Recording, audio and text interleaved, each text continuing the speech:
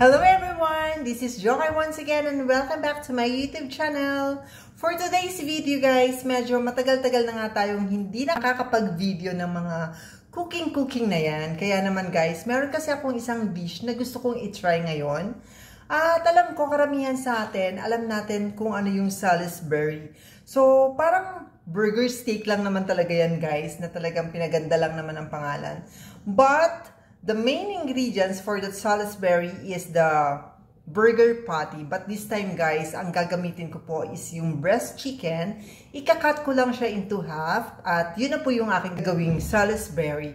So, I'm not sure guys kung magugustuhan to ng aking mga amo. But, tinitake ko lang naman talaga yung kanilang challenge sa akin na cook whatever you want. So, yun. Kaya naman guys, dahil sa word na yon, dahil sa statement na yon ng aking mga amo, mag-e-experiment tayo guys. So, ano pang inaantay natin guys? Let's do it! So, ito na nga guys ang aking breast chicken. Ayan. Nakikita nyo. Ito yung aking breast chicken. So, kailangan ko lang siyang i-cut into half ng ganyan. Kasi medyo makapal siya. Ayan. So, lang natin siya lahat. So, I have here 5 pieces of breast chicken.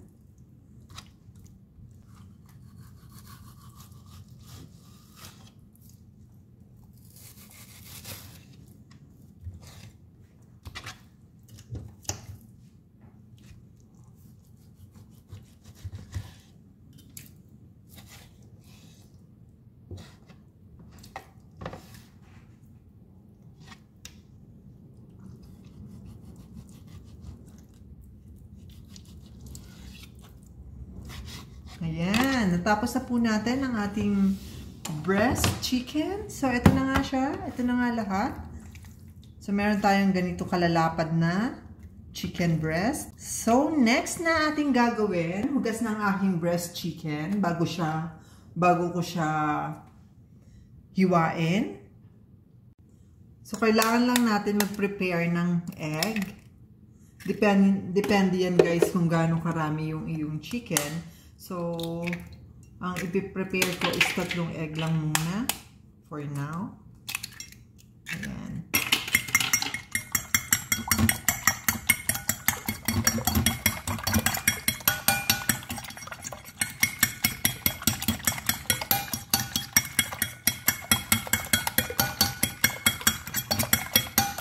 And kailangan din natin dito ang flour.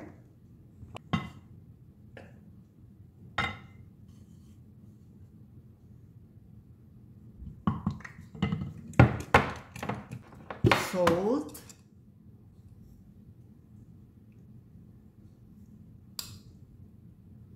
and kailangan lang natin siyang i-mix. So, pwede na natin siyang kamayin. Malinis po ang aking kamay. Ayan.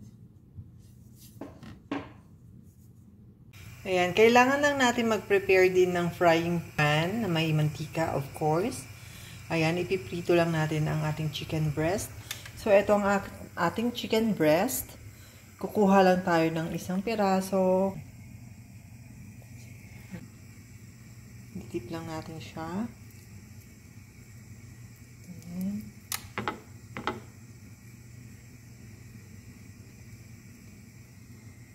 At pwede na nga natin ilagay sa ating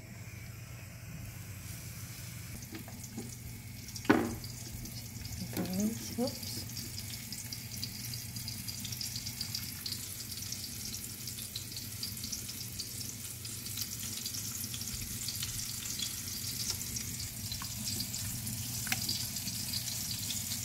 Ang dami pala ng egg.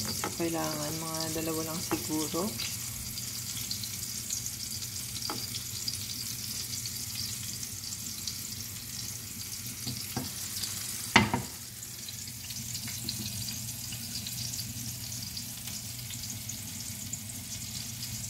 Don't worry guys, naghugas po ako ng kamay. Siyempre naman. Dahil pagkain po ito.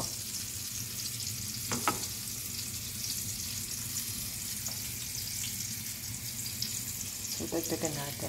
At i-check lang po natin kung golden brown ng ating chicken. Ayan, katulad po niyan. So, okay na siya. Golden brown na siya. Pwede na natin baliktarin.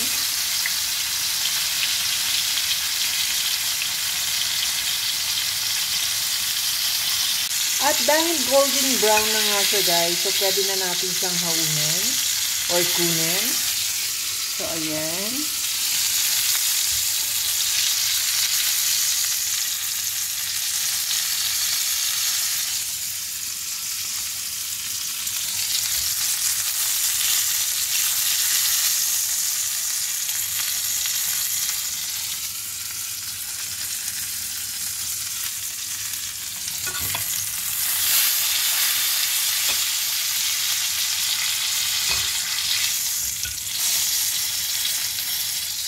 Kunin naman natin yung iba.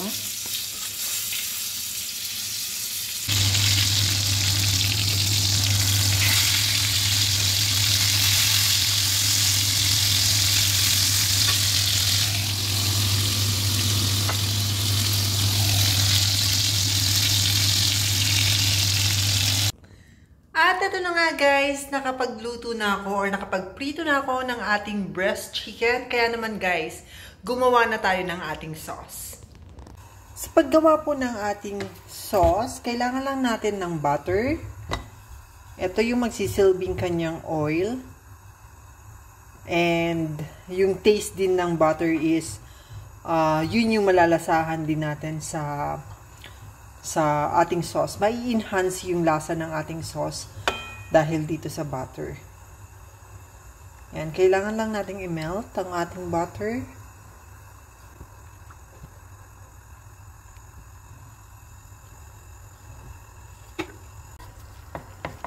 At ito na nga guys, na-melt ng ating butter. Next natin ilagay ay ang ating flour or yung harina. Ito po ay depende kung gaano karami yung inyong magiging sauce.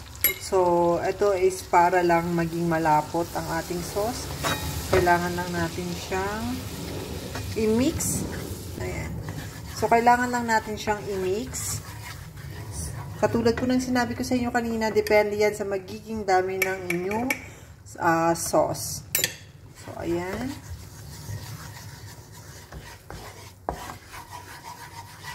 Usually, yung iba, naglalagay siya ng mushroom. Pero dahil nga yung mga alaga ko is hindi kumakain ng mushroom, kaya hindi ko siya lalagyan. Plain lang talaga. Lagyan natin ng konting soy sauce. Pampalasa lang. Ayan, and ang ating water. So, medyo dadamihan ko ng tubig dahil nga marami yung aking chicken at malalaki yung slice niya. And next guys, maglalagay tayo ng beef cubes. Isang pirasong beef cubes. Pampalasa.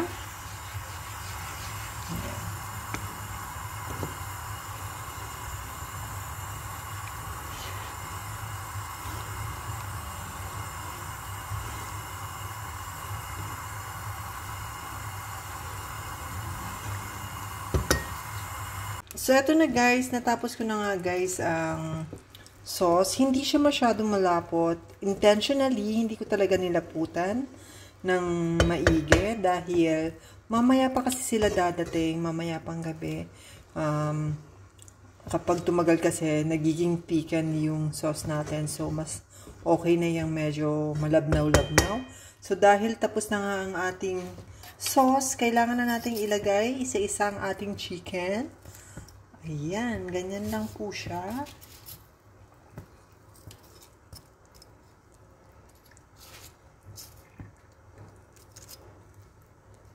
Lagay lang natin isa-isang ating chicken.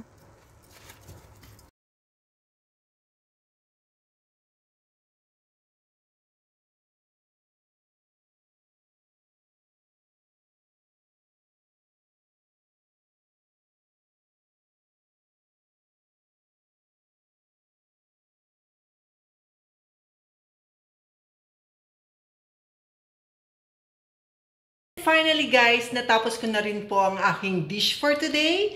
At ito na nga po siya. Tadaan! Ayan! Ayan po siya. So, nakakatuwa dahil nakatapos po ako ng aking imbentong pagkain, ulam, na sana po ay magustuhan ng aking mga employer. Ganun na po, lalong-lalo na po ang mga bata dahil talaga naman po ang hirap nilang pakainin. Kaya, maraming salamat po sa inyong panunood. And that's all for today's video, guys. Thank you for watching and please don't forget to subscribe on my YouTube channel. It's all about Chokay in Turkey. Have a nice day ahead! So, ito na nga po ang aking chicken breast Salisbury. Ayan, binigyan ko na talaga siya ng pangalan. At hindi ko po alam kung merong nagluluto ng ganitong klaseng dish. Of course, for sure, marami pong nagluluto ng Salisbury, but definitely they are using the burger patty. But for me, ito nga, tinry ko yung chicken breast and I hope magustuhan siya ng aking mga alaga.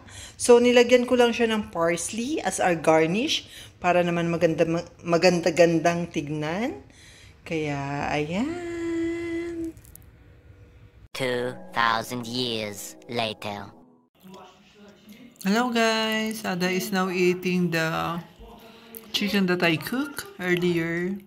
Ada, do you like the chicken that I cooked for you? What is the taste? Do you like it? Thumbs up? Can you thumbs up if you like it? Wow! Thank you! This is the proof na nagustuhan ng aking alaga ang chicken na niluto ko. Ayan! Naubos niya. This a bit more chicken, that's why it's a bit long. Yes! Ayan, naubos nga po niya. Tignan naman natin yung isa kong alaga. Kung naubos niya rin yung chicken na sinerve ko sa kanya. For Ada, I just serve one piece of chicken. And then for Tuna, I serve 2 pieces of chicken kasi medyo malaki na si Tuna eh. So, let's see guys kung naubos niya pa.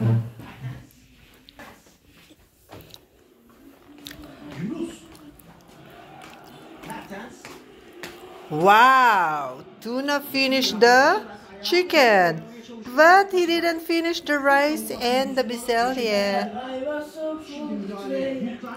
But maybe later he will eat again, yeah? Yes, because of the match I cannot concentrate. It's a really important match. Did you hear that, guys?